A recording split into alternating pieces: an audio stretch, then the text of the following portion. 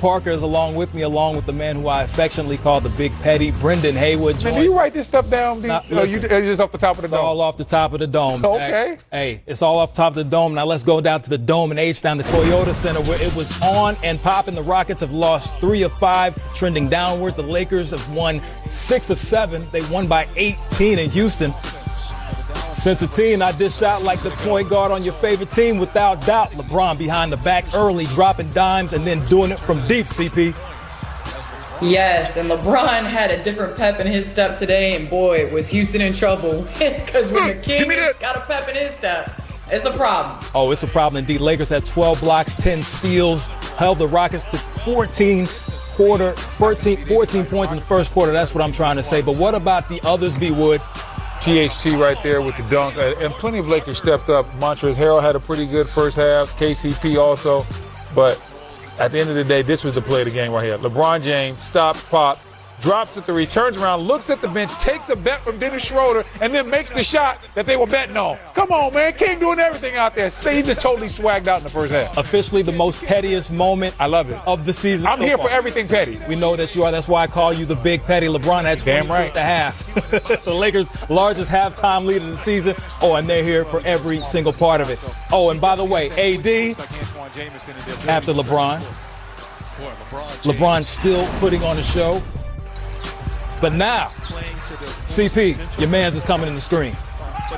Yeah, we keep forgetting about this man, AD. He's having a quiet season, but boy, he's still being extremely efficient. Extremely. 19, 5 blocks in the game, 10 rebounds. The Lakers, the best start on the road since the 86 season.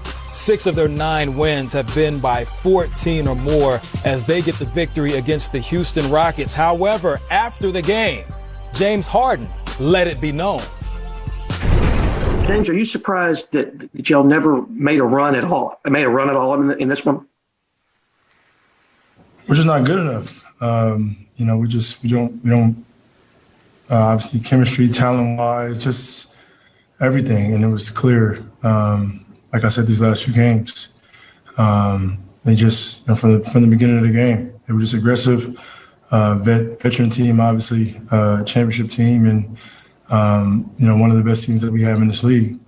I love this city. I literally, have done everything that I can. This situation is crazy. It's something that I don't think can be fixed. So,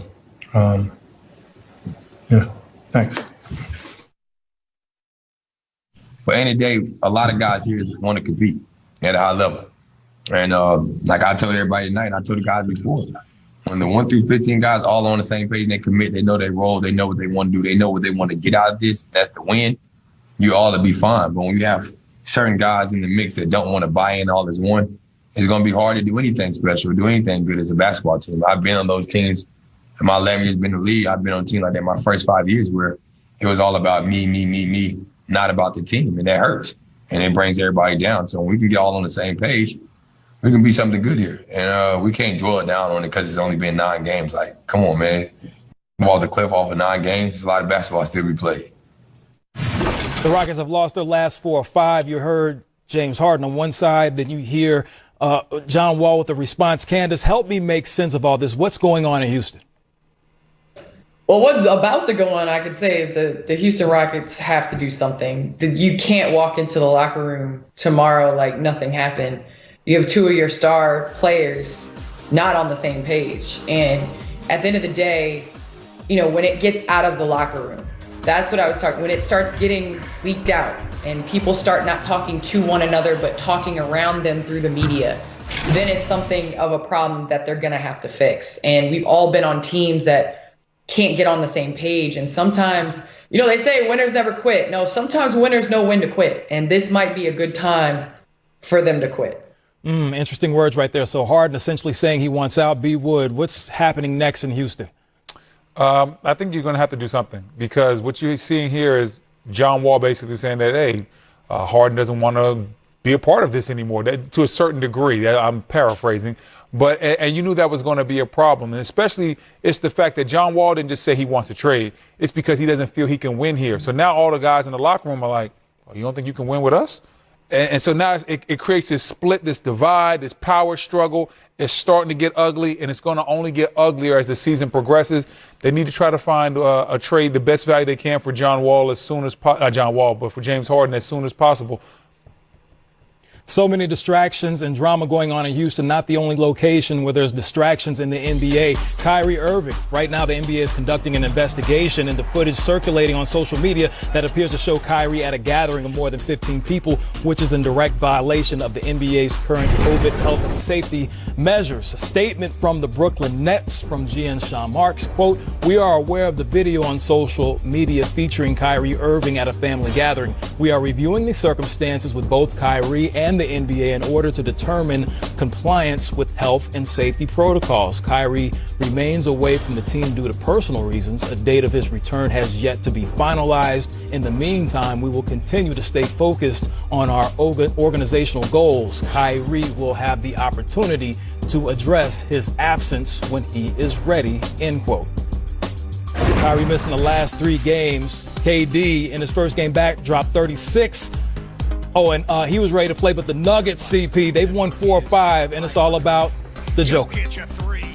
It's about that point post, as we're calling it. He's doing it all, second in the league in assists. Oh, yeah, and KD notoriously doing it B.I.G. Hey, listen, man, I know Joker's a point post. I don't know what KD is, because we ain't never seen nothing like that before. He turned Millsap around so nasty. Oh, Martian! Oh, and look at Hartenstein right here, dunking all over my main man, Joe Harris. That's a facial. Hartenstein, his only bucket of the game, but that was effective and efficient. Jamal Murray, the sensation of the bubble, dropped 20 in this game. Denver, now check this. They were up by 16 at halftime, and then in the second half, Candace. KD was, he had the whole package on display, creating for himself and his teammates.